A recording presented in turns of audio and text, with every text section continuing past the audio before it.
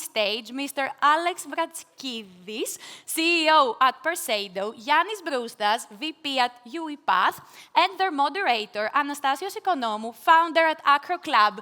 One big applause, everybody.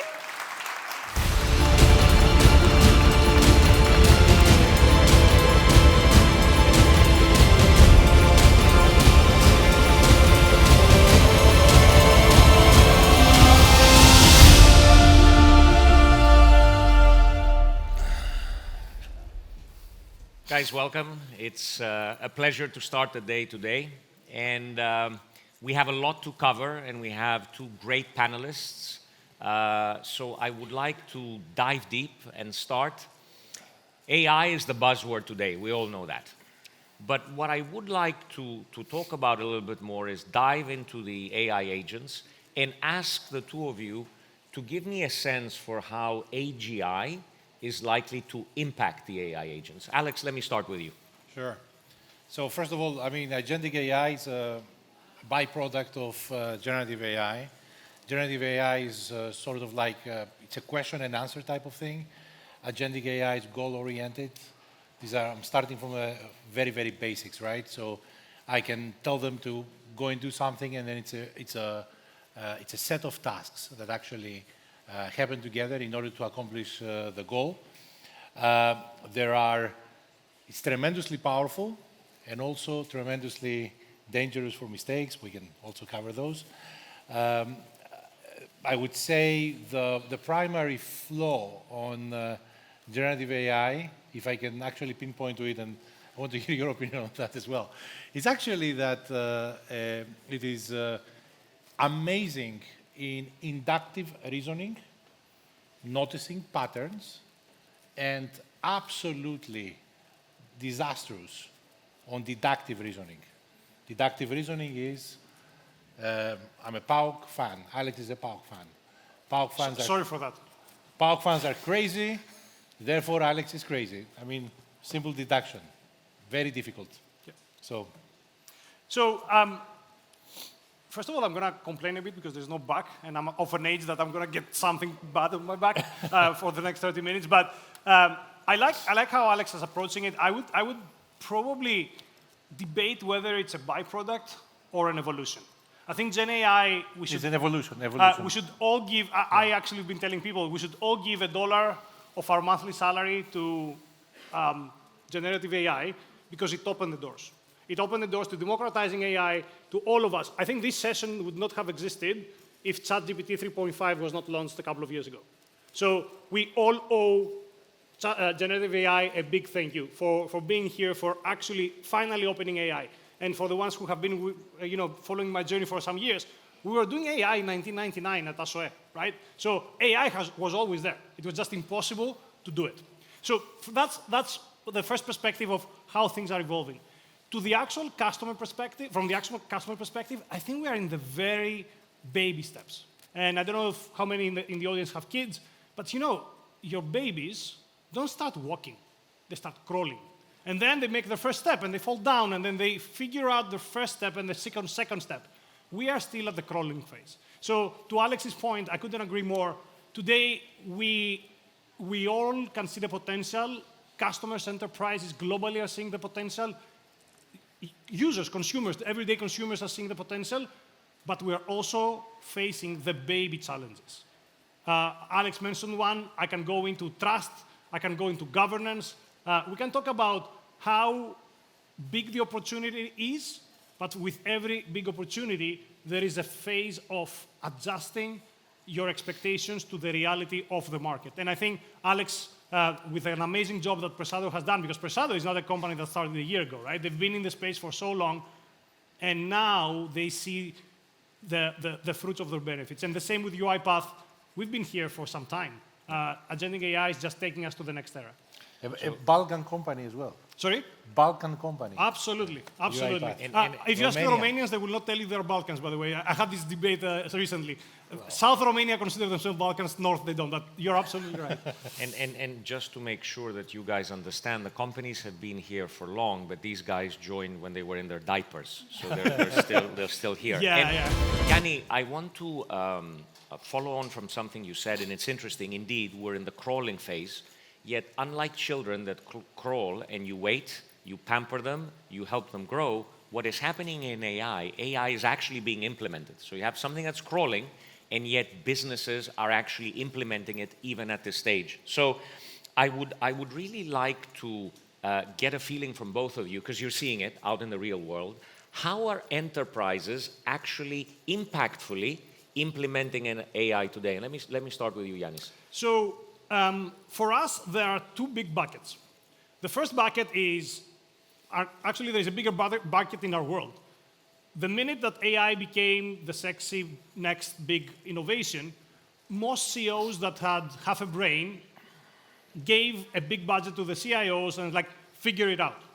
And we're talking about many industries, any industries, manufacturing, retail, banking, technology. Everybody is trying to figure out AI. So there was this first big bulk of, this is big, it's going to change our business, we don't know how, we don't know what we are going to do about it, here is a few $1 million to go figure it out. So you see a lot of proof of concepts, proof of value, you see a lot of experiments at the enterprise level, which usually is, we have this sub-process or sub-workflow, let's deploy some AI. So that's one part where I would call it the experiment bucket.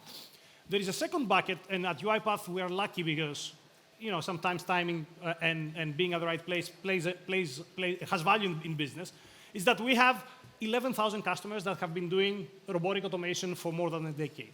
So what does that mean? That they've been deploying deterministic models, deterministic automations, onto their processes, right? That's how we went public. We are a company that generates more than 1.6 billion in ARR. Great. Agentic AI for our customers, and I see it with some of our competitors as well, comes as the evolution, as the next level of complexity, because you can now add non-deterministic automation into your processes. What before was done by either people or with some complicated models that were half working, now agents are coming to make them better. And I'm going to keep what I just said because I think you're going to ask me later. I would love to touch the point of people and agentic AI because that's one of the most common questions that gets asked. And agentic AI, and I'm going to just throw it out there and park it, but the people that we work with feel empowered by agentic AI, not threatened. Okay, interesting comment. Alex? So, first of all, Persado, what we've been doing is in the area of generative AI, we had a very specific application about performance. And we have excelled in the industry of banking. We have 8 out of the top 10 banks in the US as customers. And now with agentic AI, and by the way, this is scaled relationship. So basically, if you live in America and you're a Chase customer, anything that you see from Chase goes through us, okay? The way it works is marketing inputs what it is that they want to say.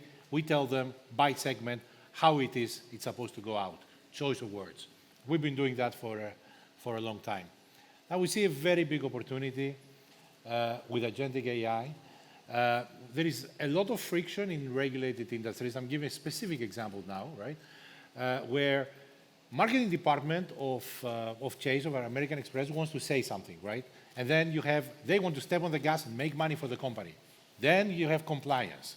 They want to slam on the brakes. Actually, they don't care about revenue, right? So they have conflicting goals. Enter multi-agent systems.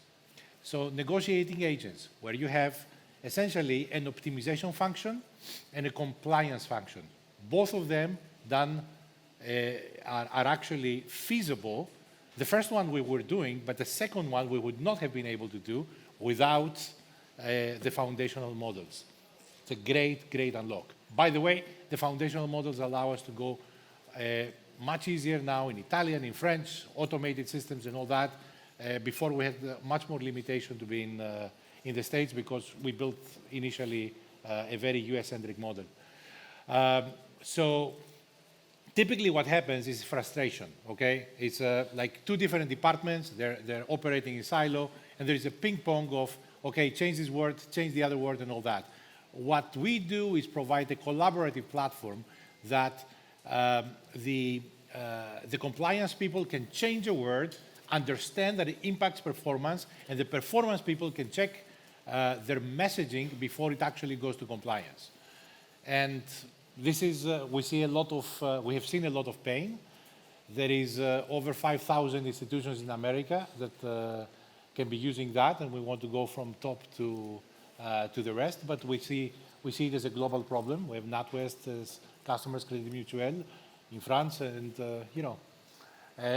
and I think this is the kind of stuff that you guys are probably looking at as well, processes and how to deliver, to actually alleviate pain. So Alex, it's an interesting point. You show how basically you're now taking functions that were human. There is a collaborative model where you can use the agents. Let me move us into the area of this interaction, which is a big thing and a lot of debate on both sides.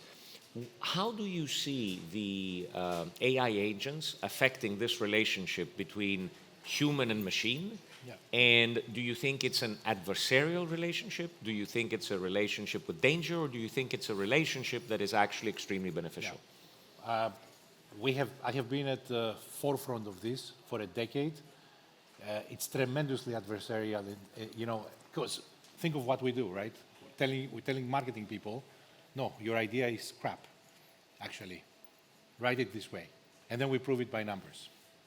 Not great, okay? Not great if you're an English major. This is for math majors.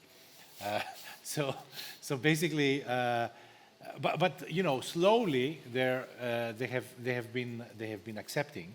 But I do think mid-term, it will have to be a collaborative relationship between humans and agentic AI, simply because the thinking of agentic AI is fundamentally flawed, meaning like it's tremendously good in one thing, but really bad in the other. So you really have to do that. Well, if the other thing is get solved, I do not know what happens. And it will get solved at some stage. Yes, but it would require a quantum leap. Okay. Nobody's close to deductive reasoning. Just to be very clear, everything we're talking about is neural network based, predictive. Yanni? I'm actually going to contradict Alex because I run a global marketing organization, and I'll tell you that I've never been more excited about a technological advancement than anything that is happening now. In my team, I have people who have the exact attitude that you said. They're like, oh, but I'm a better writer. And I'm like, I'm sorry to tell you, but you're not. Like, I have writers in my team who cannot write as good as a model. The way I approach this is, I'm not telling you I'm going to replace you. I'm telling you to learn. So what I've been doing with my team is, guys, this is happening, and you can make it one of two choices. You can either drown by the big wave that is coming, or you can learn how to surf and ride the wave. And what I'm making my teams do, I actually had an internal competition on who's going to write the best white paper within an hour. Like, white papers in the old world usually took us about a month between briefing and scoping it and writing it and reviewing it. And now you can write a white paper in literally less than an hour with all the revisions. So you can either say, oh, my value is being eliminated. I will tell you that actually it's the opposite. Because in order to write that white paper, you need to become a phenomenal prompt marketer. Yeah, so you're not exactly contradicting me, but you're saying the next point, which is driving it from the top. Exactly. So it needs to be driven from the top, it needs to be understood from the top. So an example that Chase actually for everything for this to happen is actually driven by the CEO of cards. And it drives cascading changes and gets people to actually adopt a certain mindset. And this is precisely what you're doing. You're driving it from the top in your department. And there are always some pockets of innovation in your organization. I think that's my experience. Yes. And that happens for us, and that happens for our customers, where someone, because they are passionate, because they are ahead of their curve in an innovation level, they drive that innovation. So one advice I would give, if you allow me, one advice I would give to the audience, because I think people are here not only out of curiosity, but they want to implement, is don't wait for this to happen. Like, understand the wave yourselves and see how you can drive change in your organization. 20 years ago, and I have some friends that we were together in Geneva, I was working in a very different industry, Procter & Gamble, fast-moving consumer goods. And P&G at the time, 20 years ago, was not really strong in digital marketing. And I said, guys, this is the future. If we don't do online marketing, or online social media that was starting, we're going to be left behind. And I built an entire initiative in the headquarters in Switzerland of driving awareness and digital market adoption. Today, it's a joke. Like if anybody asks yourself, are you using digital marketing, it's a joke. The same will happen with AI, in my view. And you bring a very good point. And actually, UiPath and us, we're very, very similar in we have to find what you call the change agents within organizations. You actually call it that, right? Yeah. If I'm not mistaken. Yeah. So actually change agents, the people that actually want to move from where they are to the next stage for career advancement because they want to take the company to the next level, and there is the opportunity. Obviously, people and resistance is one of the bigger challenges. What other challenges do you guys see out there today when you're trying to implement solutions in the corporate world? I think the lack of driving it from the top, or actually, Yiannis mentioned before, massive budgets, CIO, go and do something, right?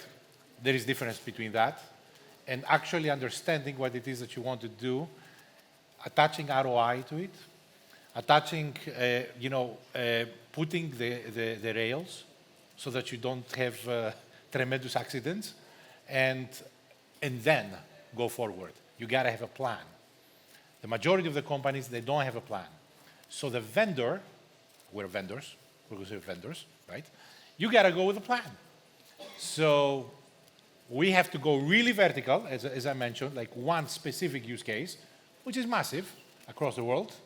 They're way more horizontal because they're bigger, but still, within that horizontality, there is always like use cases, right? I don't know. First of all, I want to take a quick second here. I don't know who in the audience knows the story of Persado. Persado is a full Greek DNA company that is a global company. Alex runs it. He's too humble to admit it, but in the last 2 years, Persado has been considered one of the leaders of Gen AI implementations in a market dominated by massive players. So please give him a hand of applause. They have achieved something phenomenal. Thank you. So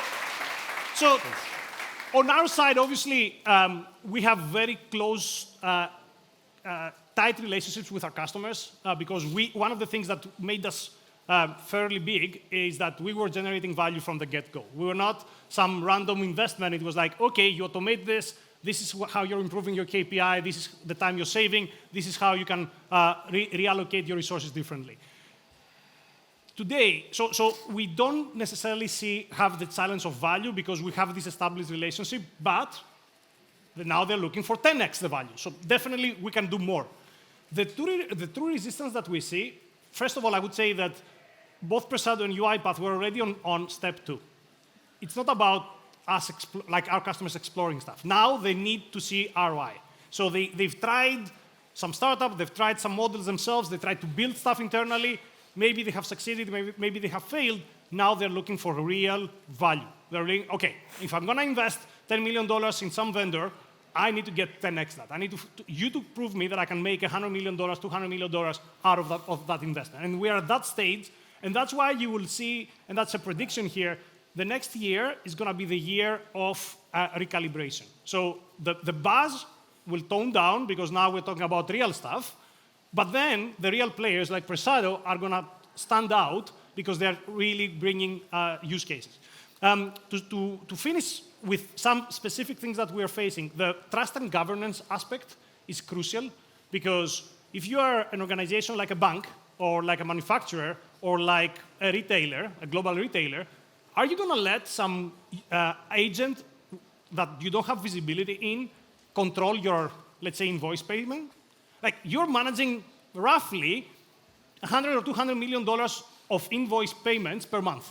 Are you going to let an agent do it without knowing what they're doing? And what if they're wrong? So there is a really big push for trust and governance layers to when you deploy agents. So that's probably the number one challenge that we see as a market. I mean, we are lucky because we've been doing it for some time, so we bring a good story. But today, this transition from experimentation that has happened over the last 2 or 3 years to real enterprise deployment is the big challenge that I see. And I feel some vendors are ready to do it, some customers are ready, but we're not there yet. Yiannis, you talk about challenge, and obviously you identify a key risk that a lot of people in the audience have, but I want to dive a little bit deeper before I move us on, and it is, what really keeps you up at night? What is your biggest fear, because you're very close to it, in the application? So I think I've given some hints on my age. So I've been around for some time, and I've seen 4, or actually I've seen more, but there are 4 big technological innovation cycles that changed our world. The first one was in the late mid-90s with the internet, where we had similar conversations. Like the internet, for us who were there, the conversation was, internet is going to change the world. So you're a bit older. Yeah, I'm way older than these guys. The question was, internet is going to change our world, but how much and to which extent? I mean, 20, 25 years later, I think the answer has been given. The second such innovation was the move to the mobile, like the smartphone, obviously iPhone. That was the second one. It's like, how much are we going to be doing on our little screen? Are we going to be able executing our business on a little screen? I mean, Persado had an answer, so today it's not even a conversation. Like, we do everything on mobile. The third revolution was the move to the cloud. And the fourth seems to be agentic. Generative AI and agentic AI. I think this is the fourth big revolution that actually probably brings all the other 3 together, if I'm honest. But what keeps me up at night is that there have been other technologies that we thought would change our society and the way we do business, and they didn't deliver to the extent that we hope. So what keeps me up at night is, are we making all these big investments? Are they going to pay? They're going to pay off to a certain extent, but is it going to be the revolution that we're anticipating, or is it going to be something that, it's going to change the way, but not to the level we think? Alex? What keeps me up at night sometimes is PAOK, depending on the time zone. But to be honest, I'll tell you something that nobody's talking about, and I think it's apocalyptic in terms of size. So in banking, everybody's talking about, and I'm bringing banking as an example, right? Everybody's talking about generative AI in the hands of the enterprise. Agentic AI in the hands of the enterprise. Agentic AI will go into the hands of the consumer, okay? And that will be the real unlock for transformation. There are 18 trillion in savings, in checking and savings accounts in the States. The banks give about 0.5% to the consumer. The mandated Fed rate is 5%. It's 10 times that, right? So they get to make 10 times the net interest rate. Agentic AI is like having a procurement in your pocket, right? Imagine if I can take your information, run KYC, open up bank accounts in 100 different banks, and eliminate that. I am talking about a wiping out of value that is monumental, right? Hundreds of billions of easy revenue for the banks. Why do they make it today? They make it for 2 very simple reasons. It's informational asymmetry. They are just more educated than the consumer, and consumer inertia, which is a nice way to say laziness. of the consumer, right? Because, I mean, at the end, we have other things to do than running around and actually optimizing our interest rates, right? So they take advantage of that.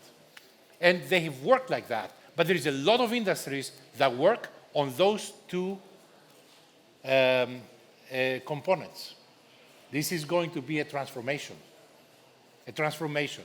We would have to change industries to be able to sell to robots, because there will be robots buying on the other side. The consumer will start playing at equal terms. And this is going to be the real transformation. If I were a banker, I'd be very worried. And this is not far away. I mean, it may take a startup to do what I just said. I have pretty good hunch Apple and Google is working on exactly something like that. You know that Apple is doing many, many things in the credit space. So I think it's coming. No, Alex, looking you speak, it's clear you don't work in a bank. And you see the potential, and you're actually saying that banks might actually have to work a lot more in terms of producing value rather than something easy. Let me shift us a little bit. Why? It's a very interesting topic. We have a big audience, and what I would like to take from you is your thoughts as to practical things that people can do, can leave this room today. When they go back, what are a few things you think they can implement, or what way they should start thinking to really take value and start entering the sphere you guys are in and making good use of it? So, the two of us are practitioners, right? We are inventors, we're building models, we're building agents, we're building robots. You're an investor. I would actually say that I would probably change positions with you, because as an investor, what Alex was describing, it's also a monumental opportunity for entrepreneurship or intrapreneurship. Like, when you have access to all these tools that only big organizations like a bank were able to have access to, and you can build a venture out of it, starting with your personal finances, but then building companies out of it, that's what I would love the audience. I would love to someone in the audience to come back in 3 years to Alex and myself and say, I was in that talk, and you triggered an agentic AI thought for me, and now this is a company. Because the access to technology and the access that Agentic is giving us, Gen AI and Agentic is giving us, is A, closing the information gap, and B, makes you overcome your own inertia. Because starting a company has never been as easy as it is today. In the past, to start a company, you had to do a bunch of things. You had to find someone like a developer. You had to find a technical co-founder because you had an idea or you had a problem you wanted to solve and you couldn't solve it yourself. Today, you go on Cursor and it produces you the code in a matter of seconds, in a matter of minutes. Today, you can test a model. You can build a website in a minute. There are people in this audience I know that used to charge $3,000, $4,000 for like a simple website. And a website today is generated in a matter of seconds. So the access to technology is covering the gaps that Alex said, and I believe that you can do that as a startup founder, you can do that as an entrepreneur in your organization, or you can do it as a CEO when you are evolving your own processes with the power that is given to you by this new advancement. Thank you, Yiannis. And if anybody is listening to Yiannis and you're planning to start that company, come find us at iGrow and we'll fund you. Alex. Yeah. To follow up on that, when you start a company, don't go against Google. Really bad idea. They play dirty on top of having a lot of resources. And they control most of the phones in the world. So, I mean, I think the original question is there's some practical points. Is essentially, it's very hard to answer that question because it depends on what the company is about. But it's about finding always the use cases. A lot of it actually comes to repetitive processes. So I would start from sort of like the dumbest things. I wouldn't like go and assign, make an agent and assign him CFO to my company, right? I may not have employees by tomorrow. So this is on the lowest processes and kind of build it from there, but have very, very well-defined goals as to how you're gonna, how you can get there, and then achieve one by one. It's also very, very important to have proper governance and understanding as to what it is that you would allow the model to do, the agentic AI, and what is the role of the human. The jobs will change. Yes, product marketing jobs change because, you know, it's like if I were an engineer and I weren't at some point using calculators or a computer, I mean, you know, I wouldn't be doing like long division. I would be behind my times, right? Of course, you have to actually start writing code, to do numerical methods, and all that stuff. At some point, you actually have to evolve. We're at this stage. People will learn how to prompt. People will learn how to build agents to go and do stuff. I mean, it's the world is changing in a profound way. Hopefully, a lot of it for the best. Let's see. Who knows? And let me wrap it up because we're running out of time. Very quick, Yanni and Alex, in your mind, which are the top 2 industries that you see from your experience that are going to be the most transformed by AI in the next year, let's say? So when we're having this discussion next year, we can hold you to it. So I will actually say 3 because I saw some numbers earlier this week, so I have actual data to support that. By a long distance, the one that is currently being impacted is software development and how that is changing with the evolution of the tools. The second one is process automation. So how do you implement deterministic and non-deterministic automation into processes and workflows, as per Alex? And the third one is marketing, and especially the content production of marketing. So that would be my, like that, I agree with the survey data that are coming out. Yeah, I totally agree with this. And I don't go it on the other side, like what happens with the consumer. So I'm assuming the death scenario is not happening. But actually, IT support is another one that seems to me a very, very obvious one. People should be working on that because there's so much repetitive automation, like opening up. Imagine like someone joins my company and then they need to have like 10 accounts into different SaaS, and they kind of have to work each other and all that to get them up and running. And hopefully we do some of that internally. But you know, going back to your previous question as well, this is one of the things that Thank you. You should be doing. Everybody has IT, right? Alex, Yanni, thank you so much. We're out of time. We could continue for hours. Thank you very much for being with us. Thank you.